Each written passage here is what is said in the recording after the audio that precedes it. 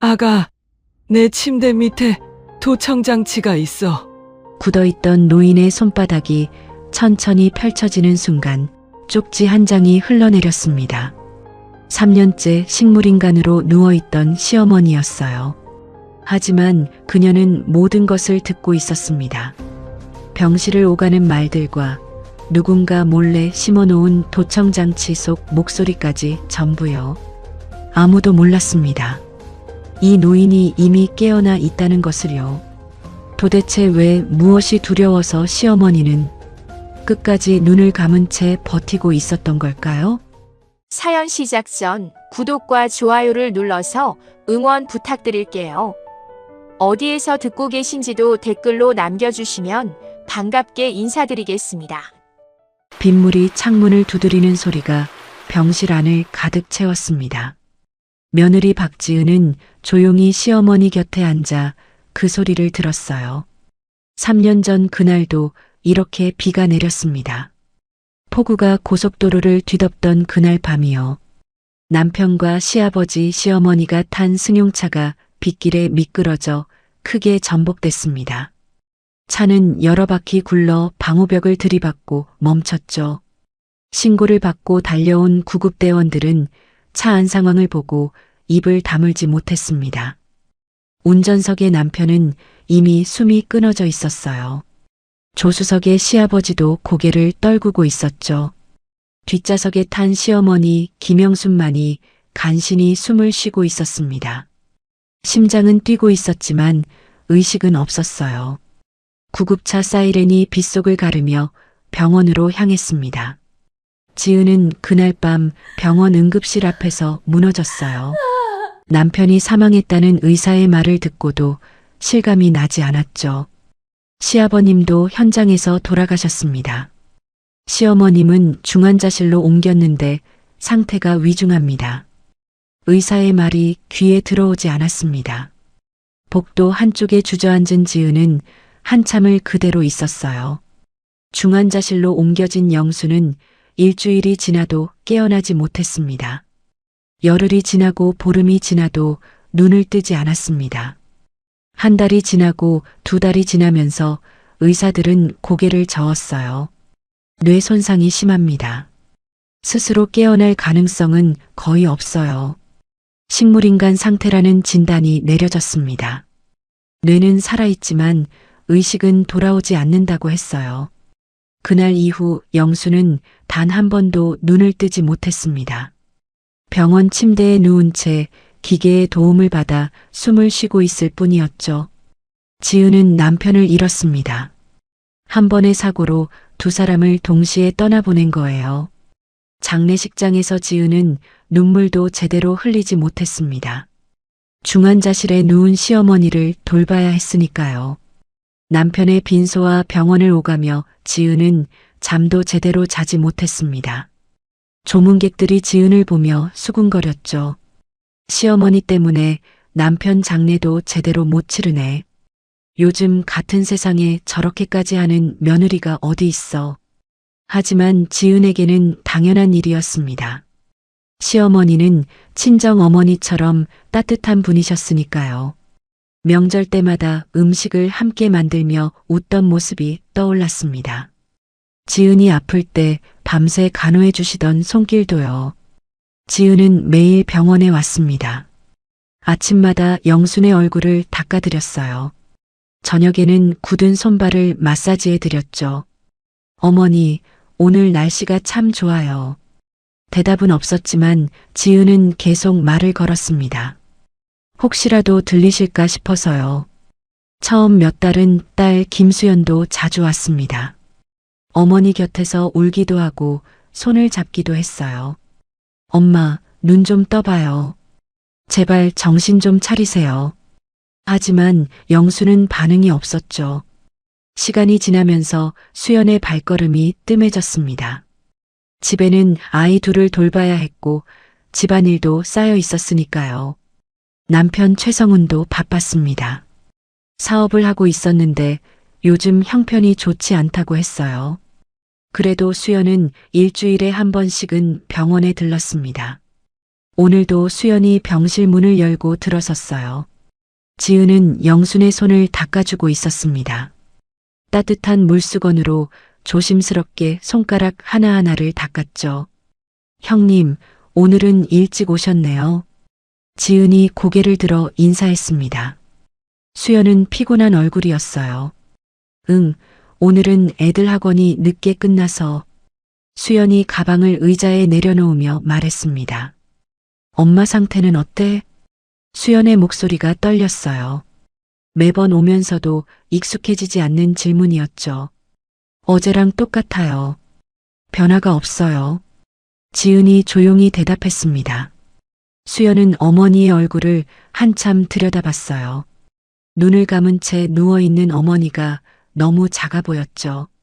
한때는 건설 자재 회사를 이끌던 강한 분이었습니다. 남편과 함께 맨손으로 회사를 키워 큰 재산을 일군 분이었어요.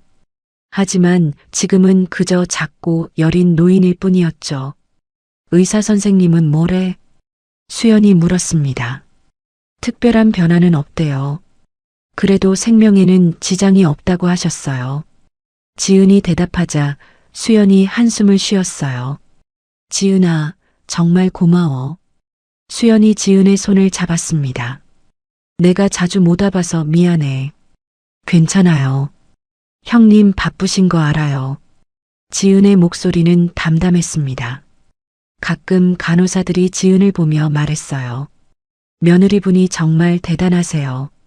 요즘 같은 세상에 저렇게까지 하는 분이 어디 있어요. 저 같으면 못할 것 같아요. 수연은 1시간쯤 있다가 일어났습니다. 아이들을 데리러 가야 한다고 했어요. 다음 주에 또 올게. 지은아, 너무 무리하지 마. 네, 걱정 마세요. 조심히 가세요. 병실 문이 닫히고 다시 고요해졌습니다. 복도를 오가는 발소리만 희미하게 들렸어요. 지은은 영순의 손을 다시 잡았습니다. 굳어있는 손이 차가웠어요. 어머니, 오늘도 날씨가 좋았어요. 지은이 조용히 말했습니다. 창밖에 은행나무 잎이 노랗게 물들었어요. 어머니가 좋아하시던 가을이에요. 대답은 없었습니다. 영수는 여전히 눈을 감은 채 누워있을 뿐이었어요. 지은은 물수건을 헹궈 다시 영순의 손을 닦기 시작했습니다. 매일 이렇게 손을 주무르고 얼굴을 닦아드렸죠. 밤이 되면 병실 간이 침대에 누워 잠을 청했어요. 간혹 영순의 숨소리가 달라지면 벌떡 일어나 확인했습니다. 3년이 그렇게 흘렀어요. 그런데 그날은 뭔가 달랐습니다. 손을 닦아주려고 굳은 손가락을 펴는 순간이었어요. 접혀있던 손바닥 안에서 뭔가 흘러내렸습니다. 작은 종이 한 장이었어요. 지은은 숨을 멈췄습니다. 손이 떨리기 시작했어요. 종이를 펼쳐보니 글씨가 적혀 있었습니다. 삐뚤빼뚤하고 희미했지만 읽을 수 있었어요. 내 침대 밑에 도청장치가 있어. 지은은 얼어붙었습니다. 심장이 쿵쾅거리기 시작했어요. 고개를 천천히 들어 시어머니를 봤습니다. 영수는 여전히 눈을 감은 채 누워 있었어요. 하지만 눈꺼풀이 아주 미세하게 떨렸습니다. 그리고 눈가에는 작은 눈물이 맺혀 있었죠. 지은은 쪽지를 다시 봤습니다. 필체를 확인했어요. 틀림없었습니다. 영순의 글씨였습니다. 결혼 후 시어머니가 써주신 편지들을 수없이 봤으니까요. 명절 때마다 용돈과 함께 건네주시던 손편지의 글씨였죠. 이 글씨는 분명 영순의 것이었어요. 지은은 입술을 깨물었습니다. 손에 힘이 빠져 쪽지가 바닥에 떨어졌어요. 병실 안은 너무 조용했습니다. 기계음만이 규칙적으로 울리고 있었어요. 지은은 천천히 침대 밑을 내려다봤습니다. 정말 뭔가 있는 걸까요? 도청장치라니. 누가 왜 식물인간 상태인 시어머니의 병실을 엿듣는 걸까요? 지은은 다시 영순의 얼굴을 봤습니다. 눈물이 아직 마르지 않았어요. 그 순간 지은은 깨달았습니다. 시어머니가 깨어 있다는 걸요. 영수는 모든 걸 듣고 있었던 거예요. 지은의 손이 떨렸습니다. 목구멍이 메었어요. 어머니, 지은이 작게 불렀습니다. 대답은 없었습니다. 하지만 영순의 손가락이 아주 미세하게 움직였어요. 지은은 그것을 놓치지 않았어요. 눈물이 지은의 눈가에 고였습니다. 어머니, 저예요. 지은이에요. 지은이 영순의 손을 꼭 잡았어요. 하지만 영순은 여전히 눈을 뜨지 않았습니다. 식물인간처럼 누워있을 뿐이었어요. 왜 눈을 뜨지 않으시는 걸까요? 왜 깨어날 수 있으면서도 깨어나지 않으시는 걸까요? 누군가 이 병실을 엿듣고 있다는 뜻이었어요. 시어머니는 그걸 알고 계신 거였죠. 그리고 지은에게 알리려고 쪽지를 쥐고 계셨던 거예요. 지은은 영순의 얼굴을 바라봤습니다. 눈물 자국이 아직 남아 있었어요. 병실 창밖으로 비가 다시 내리기 시작했습니다. 3년 전 그날처럼요. 빗물이 창문을 두드리는 소리가 더 커졌습니다. 지은은 쪽지를 주머니에 넣었어요. 그리고 영순의 손을 조용히 잡았습니다. 도대체 누가 왜 이 병실을 엿듣고 있는 걸까요? 그날 밤 지은은 잠을 이루지 못했습니다. 병실 간이 침대에 누웠지만 눈이 말똥말똥했어요. 머릿속에서 쪽지의 글씨가 계속 떠올랐죠. 지은은 조용히 일어나 앉았습니다. 영순의 침대 쪽을 바라봤어요. 어둠 속에서도 영순의 얼굴이 보였습니다. 여전히 눈을 감은 채 누워 계셨어요. 지은은 천천히 침대에서 내려왔습니다. 발소리가 나지 않게 조심스럽게 걸었어요. 영순의 침대 옆으로 다가갔죠. 심장이 빠르게 뛰었습니다. 지은은 무릎을 굽혀 침대 밑을 들여다봤어요. 어둠 속에서 처음엔 아무것도 보이지 않았습니다. 하지만 눈이 익숙해지자 뭔가 보이기 시작했어요. 침대 프레임 안쪽에 작은 물체가 붙어 있었습니다. 검은색이라 눈에 잘 띄지 않았어요. 지은은 손을 뻗어 그것을 만져봤습니다. 차갑고 딱딱한 플라스틱이었어요. 정말 도청장치였습니다. 지은은 손을 거두며 숨을 깊게 들이켰어요. 누군가 이 병실의 대화를 몰래 듣고 있었던 거예요. 의사와 지은의 대화를요. 영순의 상태에 대한 이야기를요. 지은은 장치를 떼어낼까 생각했습니다. 손을 다시 뻗었어요. 하지만 멈췄습니다. 시어머니가 쪽지를 쥐고 계셨다는 건 이유가 있을 거예요. 제거하면 안 된다는 뜻일 수도 있었죠. 지은은 손을 걷었습니다. 장치는 그대로 두기로 했어요. 상대를 방심시켜야 했으니까요. 지은은 조용히 일어나 자신의 가방을 뒤졌습니다. 작은 녹음기가 있었어요. 원래는 영순에게 음악을 들려드리려고 샀던 거였죠. 지은은 녹음기를 켰습니다. 빨간 불이 깜빡이며 녹음이 시작됐어요. 병실 한쪽 서랍장 뒤에 녹음기를 숨겨뒀습니다. 누가 병실에 들어와 무슨 말을 하는지 모두 녹음될 거예요. 지은은 다시 영순에게 다가갔습니다. 영순의 손을 조용히 잡았어요. 말은 하지 않았습니다. 도청장치가 듣고 있을 테니까요. 하지만 마음속으로 속삭였어요. 어머니, 제가 알았어요. 장치를 찾았어요. 그대로 둘게요. 걱정 마세요. 영수는 여전히 눈을 감고 있었습니다. 하지만 손가락이 아주 미세하게 움직였어요. 지은은 그 움직임을 느꼈습니다. 눈물이 눈가에 고였어요. 지은은 영순의 손등을 쓰다듬었습니다. 그리고 간이 침대로 돌아왔어요. 하지만 잠은 오지 않았습니다. 머릿속에서 여러 생각이 맴돌았어요. 누가 도청장치를 설치했을까요? 왜 식물인간 상태인 시어머니의 병실을 엿듣는 걸까요? 그리고 시어머니는 언제부터 깨어 계셨던 걸까요? 새벽이 되어서야 지은은 잠깐 잠이 들었습니다. 아침 햇살이 창문으로 들어올 때 눈을 떴어요. 간호사가 병실 문을 두드렸습니다. 보호자님, 아침 회진 시간이에요. 지은은 얼른 일어나 문을 열었습니다. 담당 의사가 들어왔어요. 어젯밤 특이사항은 없으셨나요? 의사가 물었습니다. 네, 없었어요. 지은이 평소처럼 대답했어요. 의사는 영순의 상태를 확인했습니다. 혈압을 재고 눈동자를 확인했어요. 상태는 안정적이네요. 계속 이대로 유지하시면 됩니다. 의사가 말하며 차트에 기록했습니다. 지은은 고개를 끄덕였어요. 평소와 똑같이 행동했습니다. 도청장치가 듣고 있을 테니까요. 의사가 병실을 나갔습니다. 지은은 영순의 이마를 쓰다듬었어요. 어머니, 의사 선생님이 상태가 좋대요. 지은이 평소처럼 말했어요. 오늘도 날씨가 맑아요. 일부러 평범하게 말했습니다. 누군가 듣고 있다는 걸 티내지 않으려고요. 지은은 창밖을 바라봤습니다. 은행나무 잎이 바람에 흔들리고 있었어요. 가을이 깊어가고 있었습니다. 오후가 되자 병실 문이 열렸습니다. 사위 최성훈이 들어왔어요. 장모님, 저 왔습니다. 성훈이 밝은 목소리로 말했습니다. 지은은 깜짝 놀라 고개를 들었어요.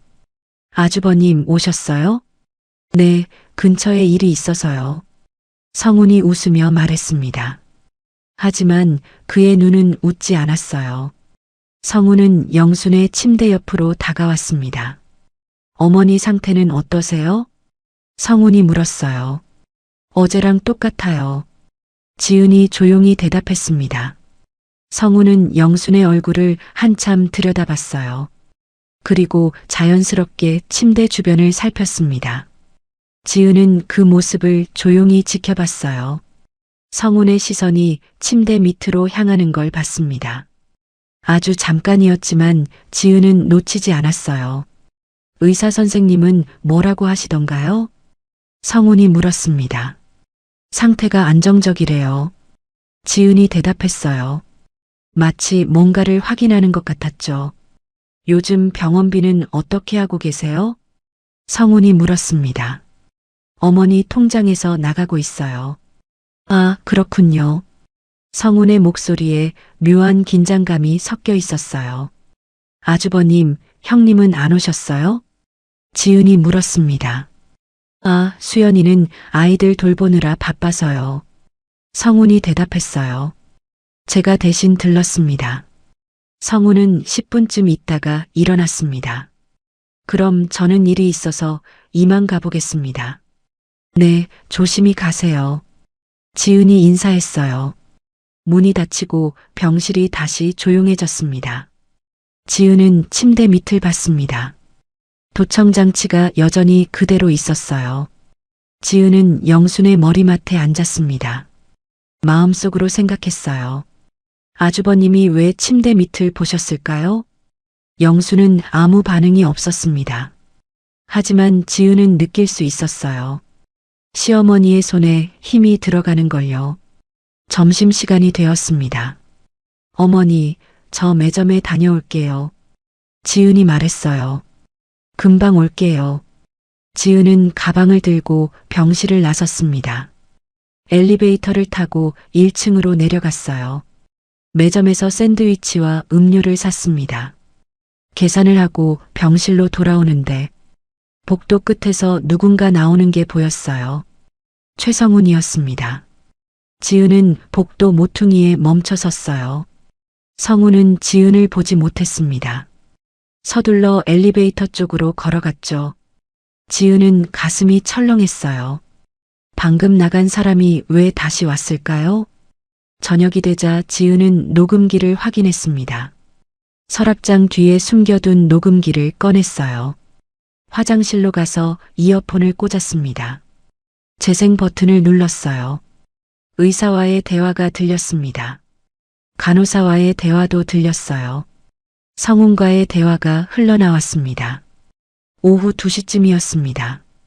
지은이 점심을 먹으러 매점에 간 시간이었어요. 병실 문이 다시 열리는 소리가 들렸습니다. 발소리가 들렸어요. 침대 쪽으로 다가가는 소리였죠. 그리고 낮은 목소리가 들렸습니다. 장모님, 성운의 목소리였어요. 상태가 좋아지시는 건 아니겠죠? 성운이 혼잣말처럼 중얼거렸습니다. 계속 이대로만 계셔야 하는데. 지은은 손이 떨렸어요. 녹음기를 꽉 쥐었습니다. 성운의 목소리가 계속 들렸어요. 의사들이 뭐라 하는지 확인해야 하는데 병실이 비는 시간도 알아야 하고. 지은은 입술을 깨물었습니다. 성운이 도청장치를 설치한 게 분명했어요. 시어머니의 상태를 확인하기 위해서요. 하지만 왜일까요? 왜 시어머니가 깨어나면 안 되는 걸까요? 지은은 녹음기를 끄고 병실로 돌아왔습니다. 영순의 곁에 앉았어요. 마음속으로 속삭였습니다. 어머니, 이제 제가 다 알았어요. 걱정 마세요.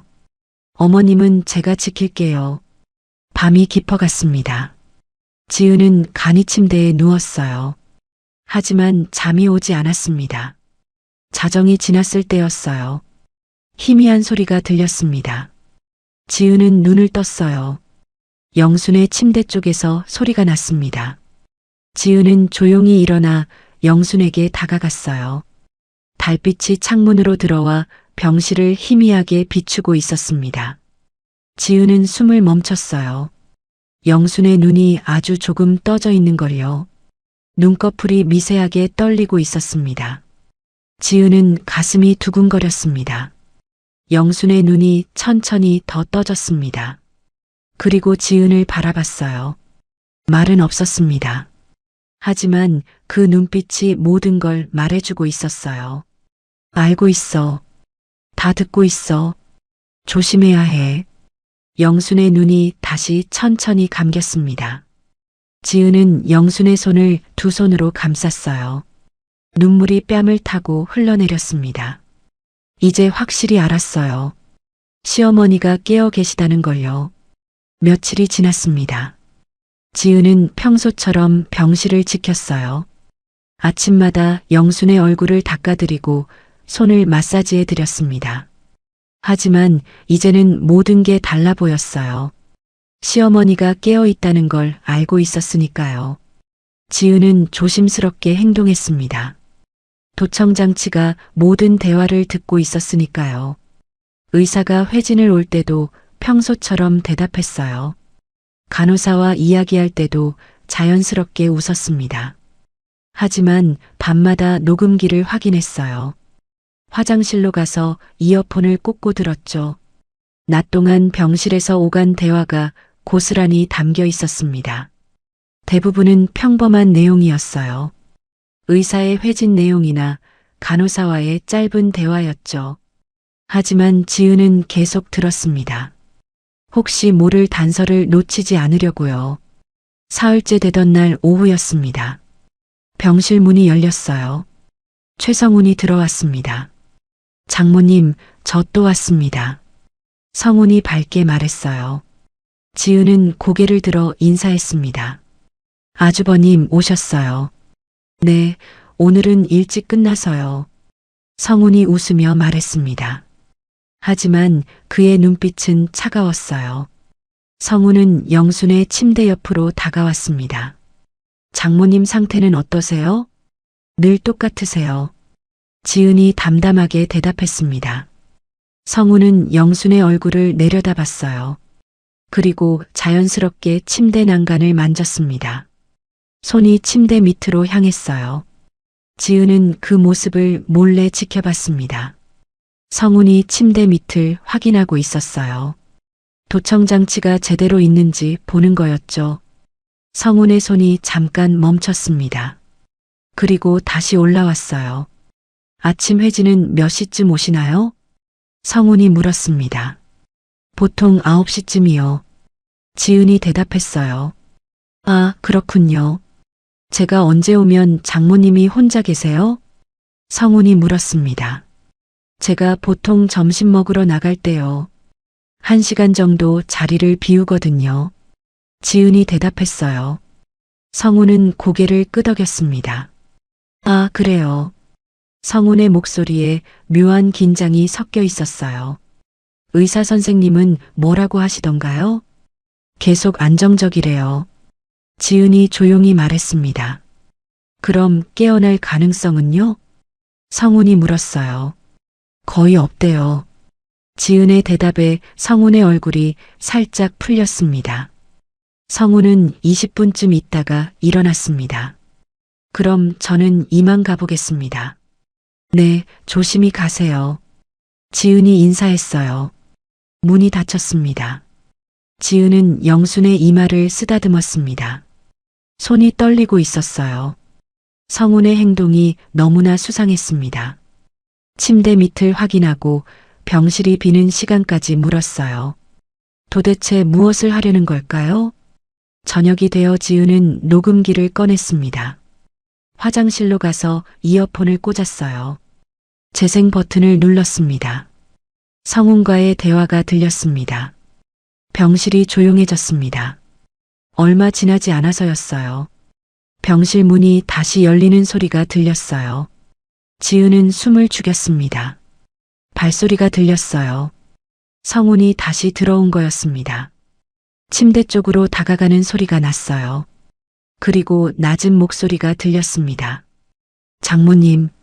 성훈이 혼잣말처럼 중얼거렸어요. 상태가 좋아지는지 확인해야 하는데. 지은은 손이 떨렸습니다. 녹음기를 꽉 쥐었어요. 성훈의 목소리가 계속됐습니다. 의사들이 뭐라 하는지 다 알아야 해. 병실이 비는 시간도 확인했고. 성훈이 잠시 멈췄어요. 그리고 다시 말했습니다. 혹시라도 유원장 이야기라도 나오면. 성훈의 목소리가 낮아졌어요. 바로 움직여야 하니까. 지은은 입술을 깨물었습니다. 유원장이라니요. 성훈이 시어머니의 재산을 노리고 있는 거였어요.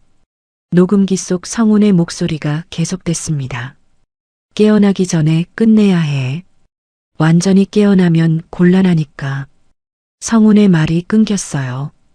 발소리가 멀어지고 문이 닫히는 소리가 들렸습니다.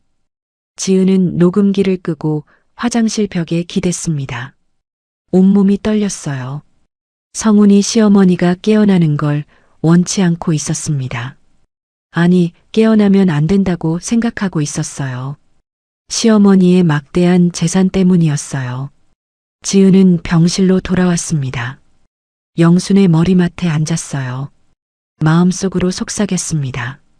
어머니, 제가 다 들었어요. 아주버님이 어머니 재산을 노리고 있어요. 그래서 깨어나시면 안 된다고 생각하는 거예요. 영수는 여전히 눈을 감고 있었습니다. 하지만 눈가에 작은 눈물이 맺혀 있었어요. 지은은 그 눈물을 조심스럽게 닦아드렸습니다. 어머니도 다 아셨죠? 그래서 눈을 뜨지 못하시는 거죠? 지은의 눈에서도 눈물이 흘러내렸어요. 딸의 남편이 장모의 재산을 노리고 있다니요. 어머니는 얼마나 슬프고 두려우셨을까요? 지은은 영순의 두 손을 감쌌습니다. 손에 힘을 주었어요. 제가 지켜드릴게요, 어머니. 오늘도 지은은 간이 침대에 누웠지만 잠이 오지 않았어요. 머릿속에서 성훈의 목소리가 계속 맴돌았습니다. 깨어나기 전에 끝내야 해. 끝낸다는 게 무슨 뜻일까요? 설마 시어머니를. 지은은 생각하기도 싫었습니다. 하지만 알아야 했어요. 성훈이 무엇을 계획하고 있는지요. 지은은 녹음기를 계속 돌리기로 했습니다. 성훈이 다시 올 때마다 녹음할 거예요. 그리고 증거를 모을 거였습니다. 성훈의 계획을 막을 수 있는 증거를요. 이제 확실히 알았어요. 시어머니가 왜 눈을 뜰 수 없는지를요. 재산을 노리는 사위가 무서워서였어요. 그리고 혼자서는 이길 수 없다는 걸 아시는 거였죠. 그래서 지은과 함께 버티고 계신 거예요. 증거를 모으기 위해서요. 일주일이 지났습니다. 지은은 매일 녹음기를 확인했어요. 성훈은 사흘에 한 번씩 병실에 들렀습니다. 겉으로는 걱정하는 사위처럼 행동했어요. 하지만 지은은 알고 있었습니다. 성훈이 진짜 무엇을 원하는지요. 어느 목요일 오후였습니다. 성훈이 병실 문을 열고 들어왔어요. 장모님, 오늘도 뵈러 왔습니다. 성훈이 밝게 말했습니다. 지은은 평소처럼 인사했어요. 오셨어요. 네, 수연이가 안부 전해달라고 하더라고요. 성훈이 웃으며 말했습니다. 성훈은 영순의 침대 옆에 앉았어요. 어머니 상태는 어떠세요? 똑같아요. 지은이 담담하게 대답했습니다. 성훈은 영순의 얼굴을 한참 들여다봤어요. 그리고 지은을 돌아봤습니다. 요즘 많이 힘드시죠? 성훈이 물었어요. 괜찮아요. 지은이 대답했습니다. 3년이나 이렇게 계시는데. 성훈이 한숨을 쉬었어요. 병원비도 만만치 않을 텐데요. 어머니 통장에서 나가니까 괜찮아요. 지은이 말했습니다. 성훈의 눈빛이 살짝 변했어요. 통장에 얼마나 남아있는지 아세요? 잘 모르겠어요. 제가 관리하는 건 아니라서요. 지은이 고개를 저었습니다. 성훈은 고개를 끄덕이며 창밖을 봤어요. 큰 병원은 비용이 많이 들잖아요. 성훈이 말했습니다. 혹시 요양병원은 생각 안 해보셨어요? 지은은 가슴이 철렁했어요. 하지만 표정을 바꾸지 않았습니다. 요양병원이요? 네, 거기가 비용도 저렴하고요. 성훈이 말했어요. 장기 입원 환자는 요양병원이 낫다고 하더라고요. 지은은 천천히 고개를 끄덕였습니다. 한번 알아볼게요. 그게 좋을 것 같아요. 성훈이 웃으며 말했어요. 하지만 그의 눈은 차가웠습니다. 성훈은 30분쯤 있다가 일어났어요. 그럼 저는 이만 가보겠습니다. 네, 조심히 가세요. 지은이 인사했습니다. 문이 닫혔습니다. 지은은 영순의 팔을 살짝 쥐었어요. 손이 떨리고 있었습니다. 요양병원 이야기가 나왔어요. 성훈이 직접 꺼낸 거였죠. 무엇인가 계획하고 있는 게 분명했습니다. 저녁이 되고 오늘도 지은은 녹음기를 확인했어요. 재생 버튼을 눌렀습니다. 바로 그 순간이었어요. 병실 문이 열리는 소리가 들렸습니다. 발소리가 들렸어요. 성훈이 들어온 거였습니다. 침대 쪽으로 걸어가는 소리가 났어요. 그리고 누군가와 통화하는 소리가 들렸습니다. 여보세요? 성훈의 목소리였어요. 응, 나야. 성훈이 잠시 멈췄습니다. 오늘 요양병원 이야기 꺼냈어. 상대방이 뭐라고 하는지는 들리지 않았어요. 하지만 성훈의 대답이 들렸습니다. 큰 병원에선 어렵다니까. 성훈이 말했어요. 사람도 많고 의사들도 자주 오고. 성훈이 한숨을 쉬었습니다. 요양병원으로 옮기면 감시가 느슨해. 그 다음은 금방이야. 지은은 손이 떨렸어요. 녹음기를 꽉 쥐었습니다. 성훈의 목소리가 계속됐어요. 요양병원 보내고 산소호흡기만. 성훈의 말이 끊겼어요. 하지만 지은은 충분히 이해했습니다. 산소호흡기를 건드리려는 거였어요. 시어머니를 죽이려는 거였습니다. 지은은 입술을 깨물었어요. 눈물이 쏟아져 내렸습니다. 녹음기 속 성훈의 목소리가 계속됐습니다. 일단 요양병원으로 옮기는 게 먼저야. 처남댁한테 계속 얘기할 거야. 비용 문제로 설득하면 돼. 성훈이 말했어요. 그럼 한 달 안에 끝낼 수 있어. 통화가 끊기는 소리가 들렸습니다. 발소리가 멀어지고 문이 닫혔어요. 지은은 녹음기를 끄고 화장실 바닥에 주저앉았습니다. 온몸이 떨렸어요. 지은은 한참을 그대로 앉아 있었습니다. 눈물이 멈추지 않았어요. 얼마나 지났을까요? 지은은 천천히 일어났습니다. 병실로 돌아왔어요. 영순의 곁에 무릎을 꿇고 앉았습니다. 마음속으로 속삭였어요. 요양원에 절대 보내지 않을게요. 제가 지킬게요, 어머니. 영수는 여전히 눈을 감고 있었습니다. 하지만 눈가에 눈물이 흘러내리고 있었어요. 지은은 그 눈물을 닦아드렸습니다. 지은은 영순의 손을 포겠어요. 손에 힘을 주었습니다. 밤이 되어 자려고 지은은 눈을 감았습니다. 하지만 눈을 뜨고 있을 때보다 더 무서웠어요. 어둠 속에서 성훈의 목소리가 더 크게 들렸습니다. 지은은 다시 눈을 떴어요. 천장을 바라봤습니다. 어떻게 해야 할까요? 경찰에 신고해야 할까요? 하지만 지금 가진 건 녹음 파일 뿐이었어요. 성훈이 직접적으로 말하지 않았습니다. 산소호흡기만 이라고 했을 뿐이에요. 증거가 부족했습니다. 더 확실한 증거가 필요했어요. 이틀 뒤 성훈이 다시 왔습니다. 처남댁, 저번에 말한 요양병원 생각해봤어요? 성훈이 물었어요. 아직이요. 지은이 대답했습니다. 내가 몇 군데 알아봤는데요. 성훈이 말했어요. 여기서 가까운 곳이 괜찮던데요. 한번 같이 가보실래요? 지은은 잠시 망설였습니다. 거절하면 수상하게 생각할 거예요. 네, 그럴게요. 지은이 고개를 끄덕였습니다. 성훈이 웃었어요. 다음 주에 같이 가봐요. 제가 차로 모셔다 드릴게요. 지은은 평온한 표정을 유지했습니다.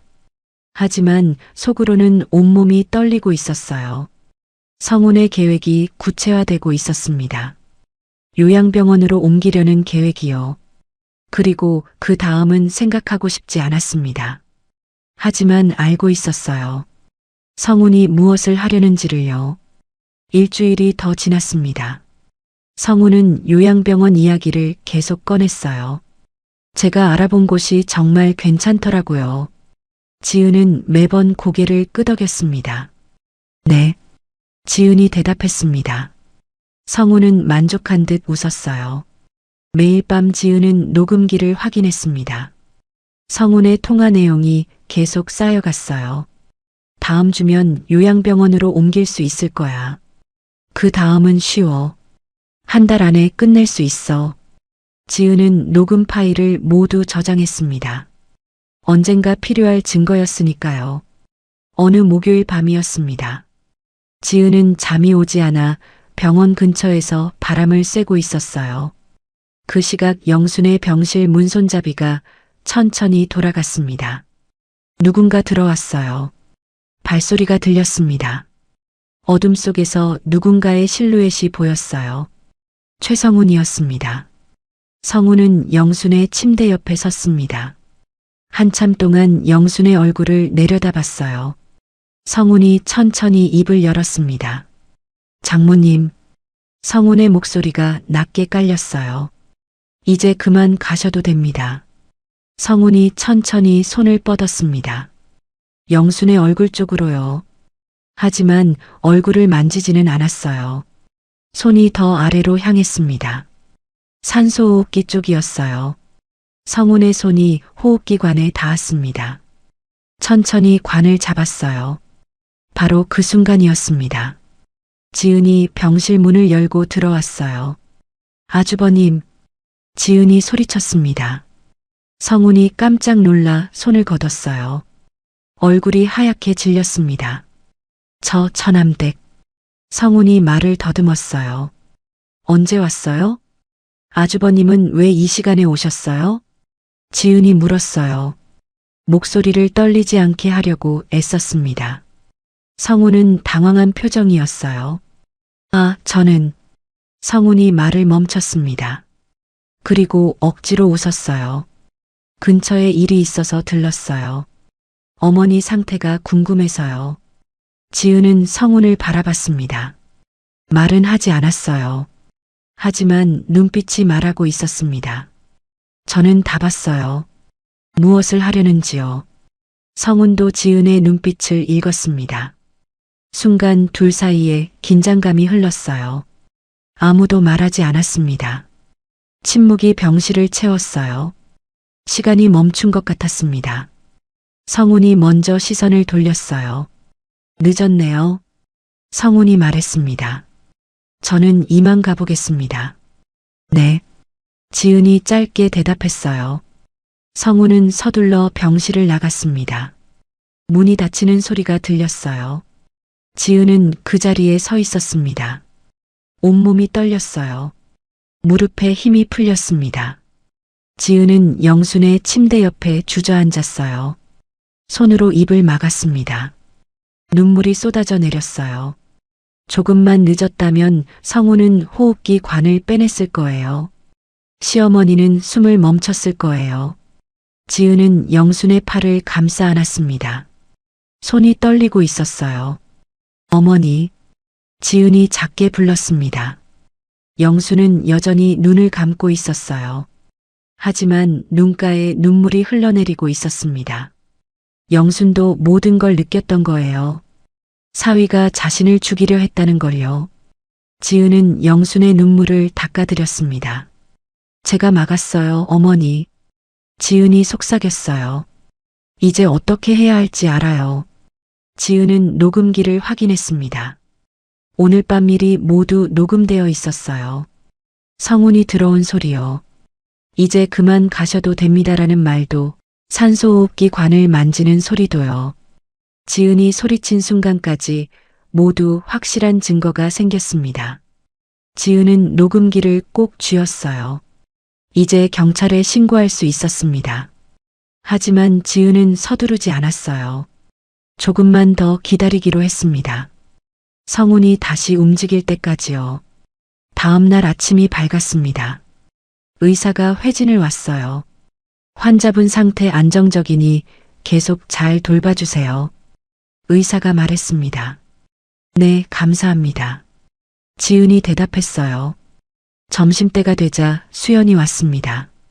형님 오셨어요. 지은이 인사했습니다. 수연은 어머니 침대 옆에 앉았어요. 우리 남편이 요양병원 이야기했다면서? 수연이 물었습니다. 네, 말씀하셨어요. 지은이 고개를 끄덕였어요. 병원비도 걱정이고 내가 많이 힘들어 보인다고 요양병원 보내는 게 나을 것 같다고 하더라고. 형님이 말했습니다. 수연은 남편이 무엇을 계획하는지 몰랐어요. 순진하게 병원비 걱정만 하고 있었죠. 수연은 1시간쯤 있다가 일어났습니다. 다음 주에 또 올게. 네, 조심히 가세요. 지은이 배웅했어요. 문이 닫혔습니다. 지은은 영순의 머리를 쓰다듬었습니다. 마음속으로 속삭였어요. 어머니, 조금만 더 버티세요. 제가 반드시 지킬게요. 영순의 손가락이 미세하게 움직였습니다. 지은은 그 움직임을 느꼈어요. 눈물이 눈가에 고였습니다. 그날 밤 지은은 잠들지 못했습니다. 어젯밤 일이 계속 떠올랐어요. 성훈이 호흡기 관을 잡던 순간이요. 지은은 녹음 파일을 다시 들었습니다. 이제 그만 가셔도 됩니다. 성훈의 차가운 목소리가 들렸어요. 지은은 결심했습니다. 더 이상 기다릴 수 없었어요. 내일 경찰에 연락하기로 했습니다. 모든 녹음 파일을 제출하기로요. 그리고 성훈을 맡기로 했습니다. 완전히 맡기로요. 지은은 영순의 곁에 무릎 꿇고 앉았습니다. 영순의 손을 두 손으로 감쌌어요. 어머니, 내일이면 끝나요. 지은이 속삭였습니다. 제가 반드시 아주버님을 막을게요. 영순의 눈가에 눈물이 맺혔습니다. 지은은 그 눈물을 닦아드렸어요. 새벽이 밝아왔습니다. 하지만 지은은 알지 못했어요. 성훈도 결심했다는 걸요. 다음 날 아침 지은은 일찍 일어났습니다. 병원 밖으로 나갔어요.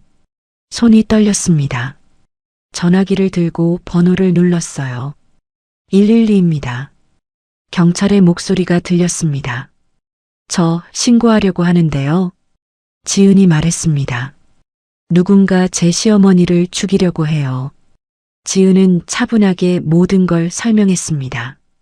도청장치를 발견한 이야기부터 시작했어요. 녹음 파일에 담긴 성훈의 계획도 말했죠. 그리고 어젯밤 있었던 일까지 빠짐없이 전했습니다. 지금 어느 병원이세요? 경찰이 물었습니다. 지은은 병원 이름과 병실 호수를 알려줬어요. 곧 가겠습니다. 그대로 계세요. 전화가 끊겼습니다. 지은은 병실로 돌아와 영순의 이마를 쓰다듬었어요. 마음속으로 속삭였습니다. 어머니, 이제 곧 끝나요. 경찰이 오고 있어요. 영순의 손가락이 미세하게 움직였습니다. 잠시 후 병실 문이 열렸어요. 형사 2명이 들어왔습니다. 중년의 형사가 앞장서서 걸어왔어요. 박지은 씨 맞으십니까? 네, 제가 전화한 사람이에요. 지은이 일어났습니다. 형사는 장민석이라고 자신을 소개했어요. 오랜 경력이 묻어나는 침착한 목소리였죠. 신고 내용 확인했습니다. 증거가 있다고 하셨죠? 네, 여기 있어요. 지은은 녹음기를 꺼내 형사에게 건넸습니다. 형사는 녹음기를 받아 재생 버튼을 눌렀어요. 성훈의 목소리가 병실 안으로 흘러나왔습니다. 형사는 조용히 들었습니다. 옆에 서 있던 젊은 형사가 노트에 뭔가를 적고 있었어요. 다음 파일이 재생됐습니다. 요양병원으로 옮기면 감시가 느슨해. 그 다음은 금방이야. 처남댁이 잠깐 자리 비우는 시간만 잡으면 돼. 그때 산소호흡기만. 형사의 표정이 굳어졌습니다. 펜을 든 손이 멈췄어요. 마지막 파일이 재생됐습니다. 어젯밤 일이었어요. 발소리가 들리고 병실 문이 열리는 소리가 났죠. 그리고 성훈의 낮은 목소리가 흘러나왔습니다. 이제 그만 가셔도 됩니다. 성훈이 산소호흡기를 만지는 소리도 녹음되어 있었어요. 관을 잡는 소리가 또렷하게 들렸죠. 그리고 지은이 소리치며 문을 열고 들어오는 소리까지요. 형사는 녹음기를 끄고 지은을 바라봤습니다. 충분합니다. 최성훈 씨를 병원으로 오게 해주세요. 지은은 전화를 걸었습니다. 아주버님, 처남댁. 무슨 일 있어요? 성훈의 목소리가 들렸습니다. 잠깐 드릴 말씀이 있는데 병원으로 와주실 수 있을까요? 무슨 일이세요? 성훈의 목소리에 긴장이 섞였어요. 직접 오시면 말씀드릴게요. 전화가 끊겼습니다. 형사는 지은에게 말했어요. 평소처럼 행동하세요. 우리는 옆방에서 대기하고 있겠습니다. 지은은 고개를 끄덕였습니다. 1시간 뒤 성훈이 병실에 도착했어요. 문을 열고 들어서다가 멈췄습니다. 형사 2명이 병실 안에 서 있었으니까요. 무슨 일이십니까? 성훈이 물었습니다. 목소리가 떨리고 있었어요. 최성훈 씨 앉으시죠. 형사가 말했습니다. 성훈은 의자에 앉았어요. 얼굴이 하얗게 질려 있었습니다. 어젯밤 여기 오셨죠? 형사가 물었습니다. 아, 네. 장모님 상태가 궁금해서요. 성훈이 대답했어요. 밤 11시에요? 근처에 일이 있어서 들렀습니다. 성훈이 말했습니다. 형사는 녹음기를 꺼내 탁자 위에 놓았어요. 이게 뭔지 아십니까? 성훈의 얼굴이 더 하얗게 변했습니다. 녹음기 같은데요? 맞습니다. 녹음기예요. 형사가 재생 버튼을 눌렀습니다. 성훈의 목소리가 흘러나왔어요. 이제 그만 가셔도 됩니다. 산소호흡기를 만지는 소리도 들렸죠. 성훈은 말문이 막혔습니다. 입술이 파르르 떨렸어요. 이건 성훈이 말을 더듬었습니다. 최성훈 씨 살인 미수 혐의로 체포합니다. 형사가 수갑을 꺼냈어요. 잠깐만요. 이건 오해예요. 성훈이 소리쳤습니다. 저는 그냥 장모님 상태를 확인하러 온 거예요. 녹음 파일에 다 나와 있습니다. 형사가 차분하게 말했어요. 도청장치 설치, 요양병원 이전 계획, 그리고 어젯밤 산소호흡기 제거 시도까지요. 성훈의 손에 수갑이 채워졌습니다. 차가운 쇠소리가 병실 안에 울렸어요. 성훈이 지은을 돌아봤습니다. 내 말 좀 들어봐요. 이건 정말 오해예요. 지은은 아무 말도 하지 않았습니다. 그저 조용히 성운을 바라볼 뿐이었어요. 눈물이 눈가에 고여 있었습니다.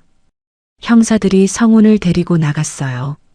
복도로 나가는 성운의 목소리가 점점 멀어졌죠. 병실 문이 닫히고 다시 고요해졌습니다. 지은은 그 자리에 서 있었어요. 온몸에서 힘이 빠져나갔습니다. 무릎이 꺾이며 바닥에 주저앉았어요. 눈물이 쏟아져 내렸습니다. 3년 동안 참아왔던 모든 감정이 한꺼번에 터져 나왔어요. 지은은 손으로 얼굴을 가렸습니다. 어깨가 떨렸어요. 한참을 그렇게 울었습니다. 눈물이 멈췄을 때 지은은 천천히 일어났어요. 영순의 침대 옆으로 갔습니다. 영순은 여전히 눈을 감은 채 누워 있었어요. 지은은 영순의 두 손을 감쌌습니다. 어머니, 지은이 작게 불렀어요. 끝났어요. 이제 안전해요. 영순의 눈꺼풀이 떨렸어요. 천천히요. 지은은 숨을 멈췄습니다.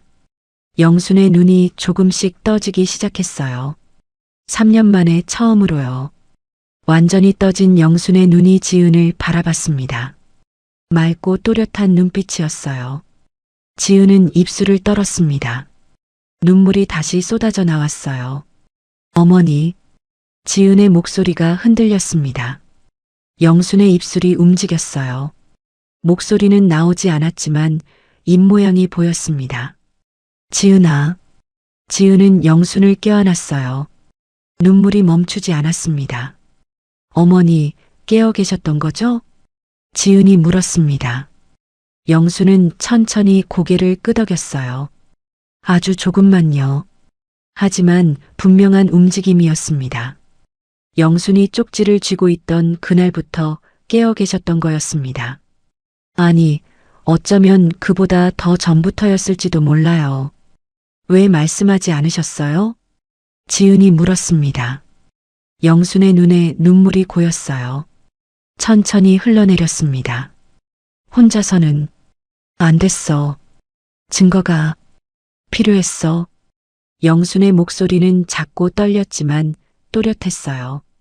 지은은 영순의 손을 이마에 갖다 댔습니다. 온기가 느껴졌어요. 고생하셨어요, 어머니. 지은이 울먹였습니다. 얼마나 무서우셨어요. 영순은 지은의 머리를 쓰다듬었어요. 손이 떨렸지만 따뜻했습니다. 괜찮아. 이제 내가 있었으니까. 두 사람은 한참을 그렇게 있었어요. 영순이 지은의 손을 쓰다듬고 지은이 영순을 안은 채요. 말은 많지 않았습니다. 하지만 그 침묵 속에 모든 게 담겨 있었어요. 3년 동안 혼자 버텨온 영순의 두려움이요. 매일 곁을 지킨 지은의 헌신이요. 그리고 함께 이겨낸 두 사람의 용기가요. 지은은 영순을 바라봤습니다. 영순의 눈에는 아직 눈물이 고여 있었어요. 딸의 남편이 자신을 죽이려 했다는 슬픔이요. 가족이라 믿었던 사람의 배신이요. 지은도 울고 있었습니다. 시어머니가 3년 동안 혼자 버텨야 했던 고통을 생각하면 가슴이 찢어지는 것 같았어요. 두 사람은 한참을 말없이 서로를 바라봤습니다. 영순이 떨리는 손으로 지은의 손을 꼭 잡았어요. 입술이 움직였습니다. 지은아, 할 말이 있어. 영순의 눈빛이 깊어졌습니다. 3년 동안 혼자 품고 있던 말이 있다는 듯이요. 지은은 영순의 손을 두 손으로 감쌌어요. 어머니, 말씀하세요. 지은이 속삭였습니다. 하지만 영순은 아직 말하지 않았어요.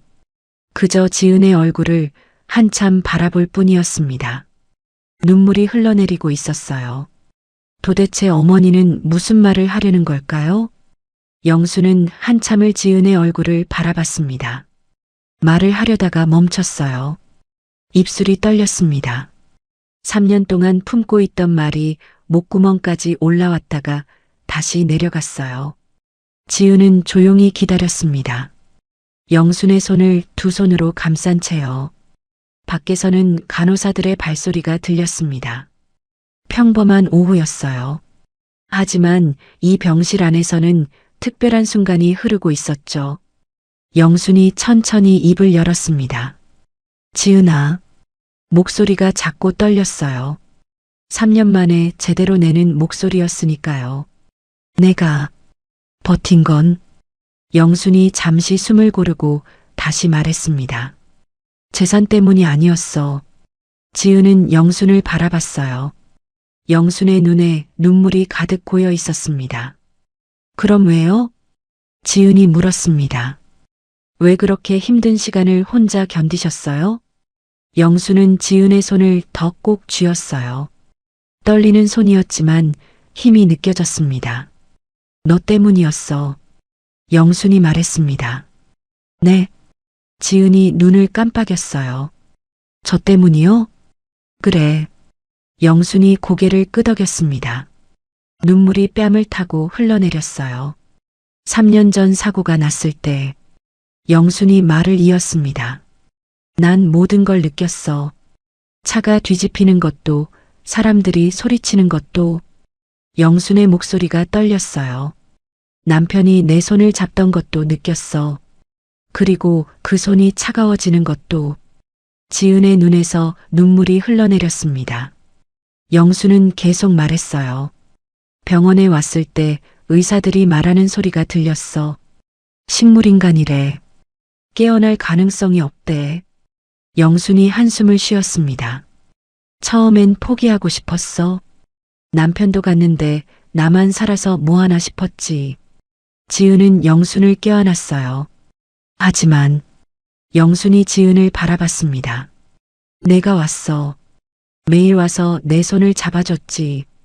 영순의 목소리에 따뜻함이 스며들었어요.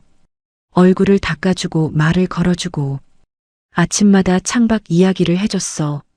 지은은 입술을 깨물었습니다. 눈물이 멈추지 않았어요. 수연이는 영순이 조용히 말했습니다. 내 딸이지만 이해해. 아이들도 있고 남편도 있으니까. 영순이 잠시 멈췄어요.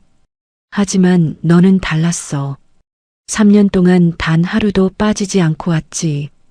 지은은 고개를 저었습니다. 당연한 일이었어요. 아니야. 영순이 말했어요. 당연한 게 아니었어. 요즘 세상에 시어머니 병간호를 3년씩 하는 며느리가 어디 있니? 영순의 눈에서 눈물이 더 흘러내렸습니다.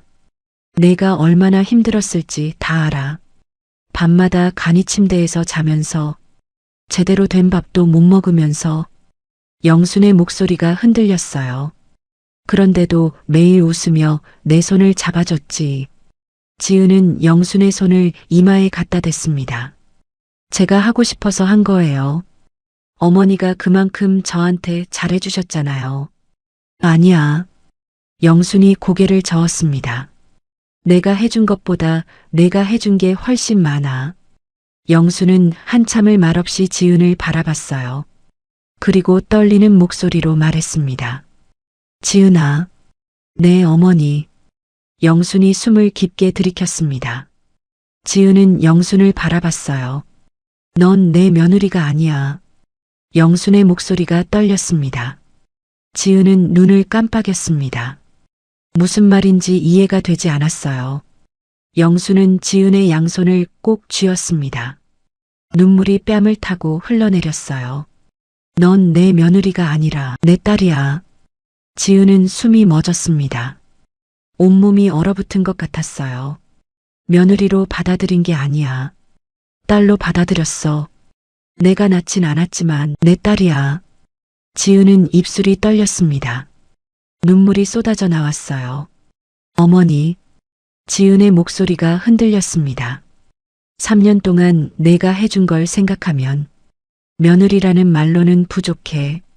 딸이야. 내 딸. 영순이 지은의 머리를 쓰다듬었습니다. 손이 떨렸지만 따뜻했어요. 수연이도 내 딸이지만 너도 내 딸이야. 지은은 더 이상 참을 수 없었습니다.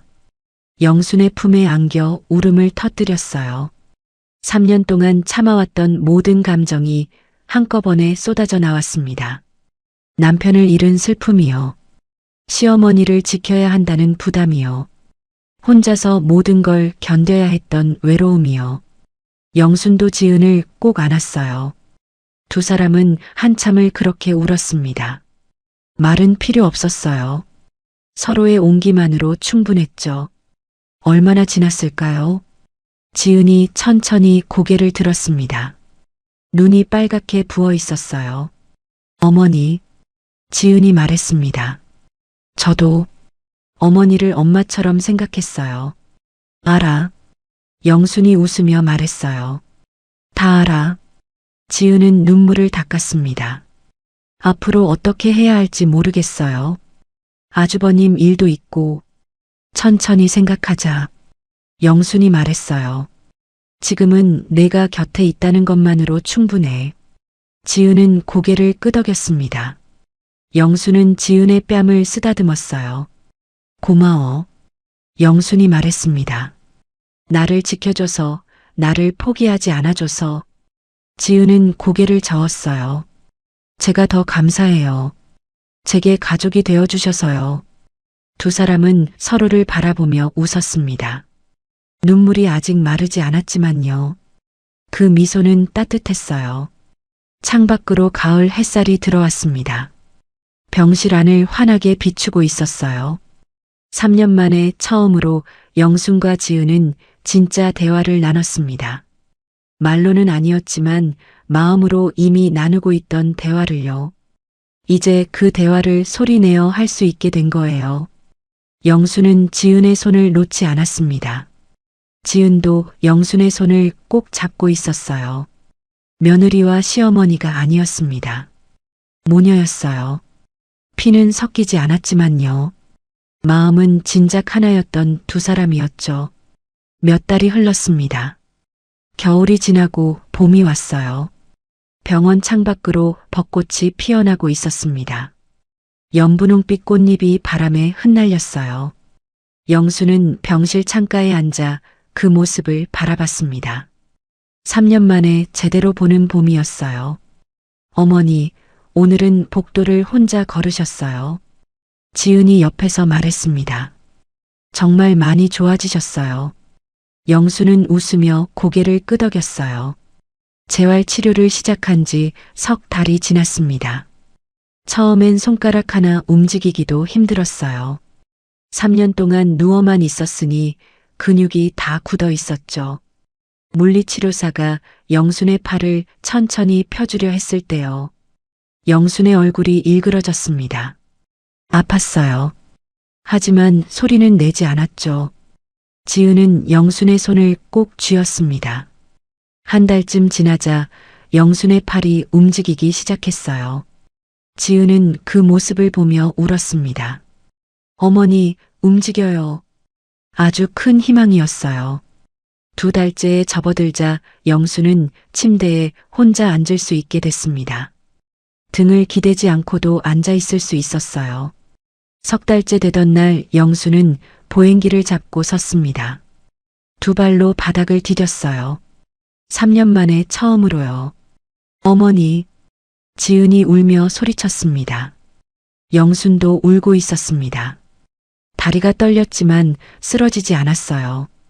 그날 영수는 한 발을 내디뎠습니다. 그리고 또 한 발을요. 느렸지만 걷고 있었습니다. 넉 달이 지난 지금은 보행기 없이도 걸을 수 있었어요. 천천히였지만 확실히 걷고 있었습니다. 그날 오후 영수는 변호사를 불렀어요. 지은에게 미리 말하지 않았습니다. 변호사가 병실에 왔을 때 지은은 깜짝 놀랐어요. 어머니, 이게 무슨... 지은아 앉아. 영순이 지은의 팔을 잡았습니다. 변호사는 서류를 꺼내 탁자 위에 펼쳤습니다. 유언장을 작성하신다고 하셨죠? 네. 영순이 대답했습니다. 서류에는 재산 목록이 적혀 있었어요. 건설 자재 회사에 지분이 있었습니다. 남편과 함께 30년을 일궈온 회사였어요. 강남에 아파트 2채도 있었죠. 은행 예금도 상당했습니다. 이 재산을 어떻게 분배하시겠습니까? 변호사가 물었습니다. 영수는 천천히 입을 열었습니다. 회사 지분의 30%와 아파트 한 채는 딸 김수연에게 줍니다. 변호사가 서류에 기록했어요. 나머지는 영순이 지은을 바라봤습니다. 나머지는 며느리 박지은에게 전부 줍니다. 지은은 깜짝 놀라 손을 내저었어요. 어머니, 안 돼요. 너무 많아요. 지은이 말했습니다. 저는 정말 아무것도 필요 없어요.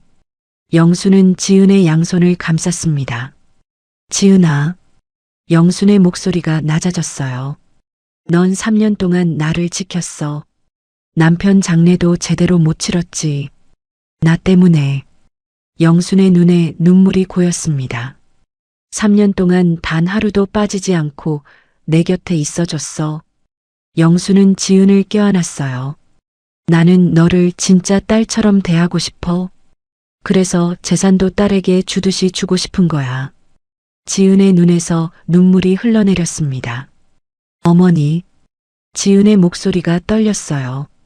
그래서 주는 거야. 영순이 웃으며 말했습니다. 가족이니까. 변호사는 조용히 서류를 작성했어요. 영수는 천천히 서명을 했습니다. 손이 떨렸지만 또렷하게 썼어요. 김영순. 서명이 끝나고 변호사가 떠났습니다. 영수는 창밖을 바라봤습니다. 벚꽃이 바람에 흩날리고 있었어요. 지은아. 네, 어머니. 우리 이제 집에 가자. 영순이 말했습니다. 지은은 눈을 크게 떴어요. 정말요? 응, 어제 의사 선생님한테 허락받았어. 영순이 고개를 끄덕였습니다. 병원은 이제 지겨워. 집에 가서 맛있는 거 먹고 싶어?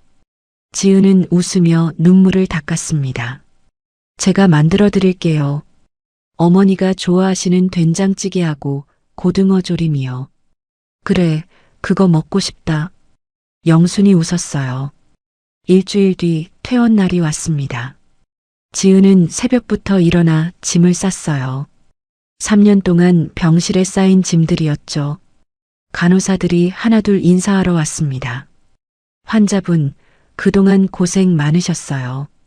건강하세요. 영수는 한 분 한 분께 고개를 숙여 인사했어요. 고맙습니다. 덕분에 잘 지냈어요. 의사도 마지막 검진을 했습니다. 무리하지 마시고 천천히 회복하세요. 일주일에 한 번씩 외래 진료 오시면 됩니다. 네, 알겠습니다. 영순이 대답했어요. 오후가 되자 모든 준비가 끝났습니다. 지은은 영순의 팔을 잡았어요. 조심하세요, 어머니. 두 사람은 병실 문을 나섰습니다. 복도를 천천히 걸었어요. 영순의 걸음이 느렸지만 지은은 재촉하지 않았습니다. 같은 속도로 함께 걸었어요. 3년 전 영순이 이 복도를 지나갈 때는 침대에 누운 채였습니다. 의식도 없었죠. 하지만 지금은 두 발로 걷고 있었어요.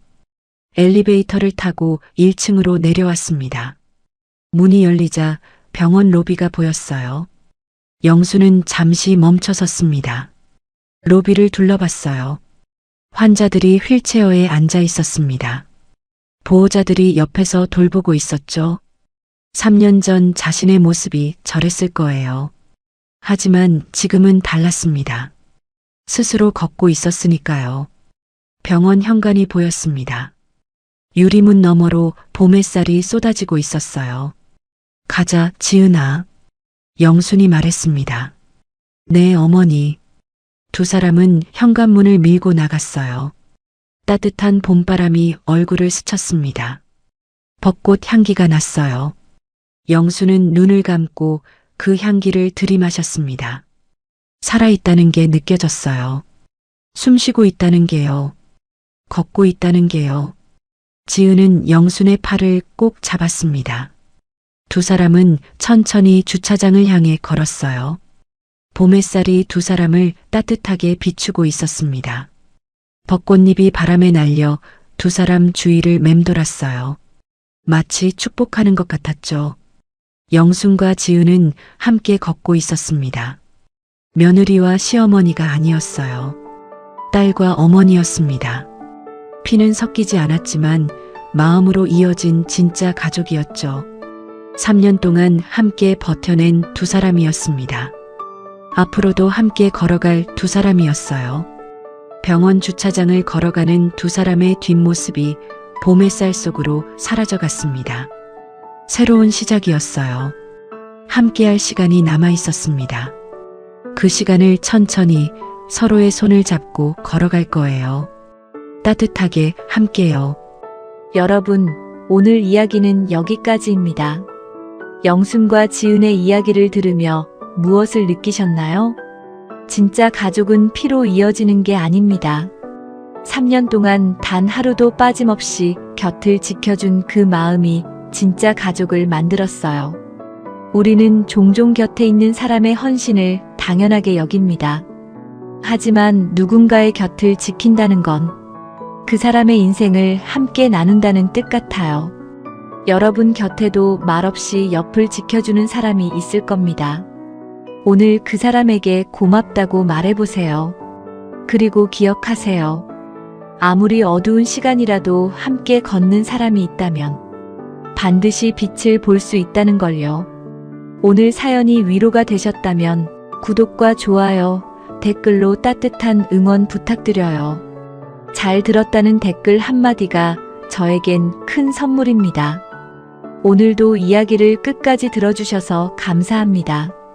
다음 이야기도 기대해주세요. 봄날 인생이었습니다.